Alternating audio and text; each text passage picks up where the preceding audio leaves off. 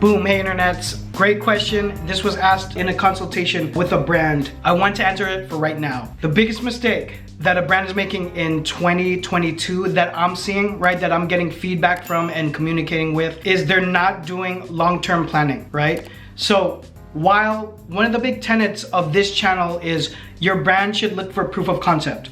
And as I've told you before, I did a video on proof of concept not too long ago, but I'm looking for a certain level of success, right? And obviously you can put a number to that. When someone says, I want to be rich, you know, we can probably all agree that having $1 million is somewhat rich, but in what frame of time, right? Are we talking about $1 million every year?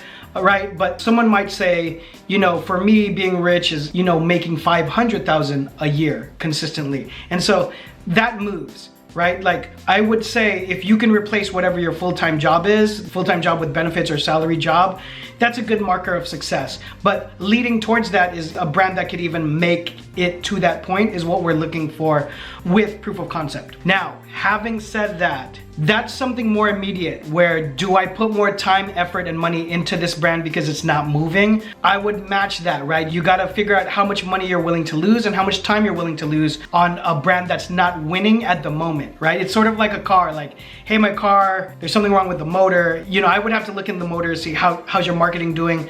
How are you doing sales? How are you doing your presence online? Do you have a plan for any of that? There's a lot of things that a company can do to give them a better, or I should say more accurate idea of if they have a chance to make it to proof of concept. So that is more of an immediate need that I talk about for even deciding if you're going to continue with your brand. And so the longer term of that is spending some time knowing more of like a 5-year plan of what you're going to do. But when I say a 5-year plan, obviously everything can change in year 1 or 2. So what I always say is the territory is different than the map, but you should have a map.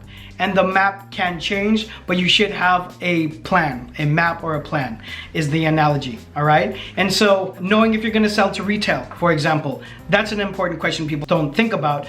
They'll say, oh, of course, if a shop that has really good doors wants to buy my brand, of course I'm going to do that. But you don't make the plan to assimilate your drops, to have seasonal buys in there, or start a brand boom, right, account so that you can easily send it to a sales manager or a chain of retail and say, hey, these are the buys that I have seasonally, which should be the majority of your line. If you know you're going to sell to retail, I mean, that's a whole nother YouTube video, but that's just one example that I'm giving you. Are you making those plans? Because I've definitely talked to brands that are like, hey, we got this monster order because the brand's doing well. What do we do now? And I'm like, oh, well, how are you doing your drops? What's your schedule? And like I've said before, it can be random. If you're only selling straight to customer, you can do whatever you want.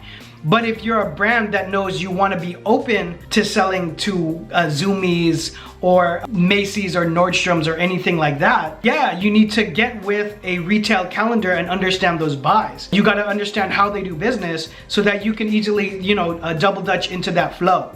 So that's just one example of what I'm talking about, making wider plans than the absolute here and now. So that's one thing to think about. Your marketing is one thing to think about. Having longer term assets is something to think about. So for example, many people are just getting a logo and then they're trying to slap it on a couple different shirts.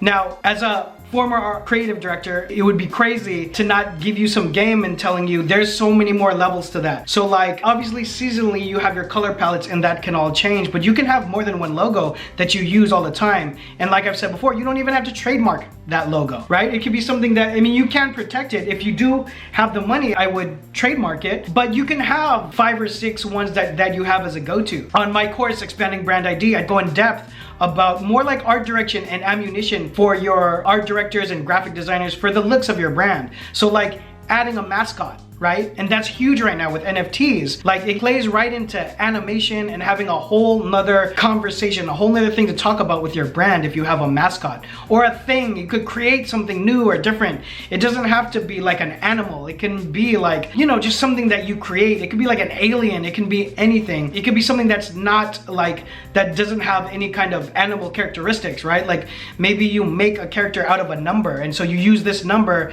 but you make Ralph the number 12 themselves, or you make that into a living cartoon or person, another intellectual property piece that your brand can own and then use, right? So those are two examples that I just want to bring to you. There's a lot more, but the biggest mistake in 2022 and anytime surrounding this, if you click on this next year or the year following, is that they're not doing long-term planning for the success of their brand. Click on this next video for more on that conversation.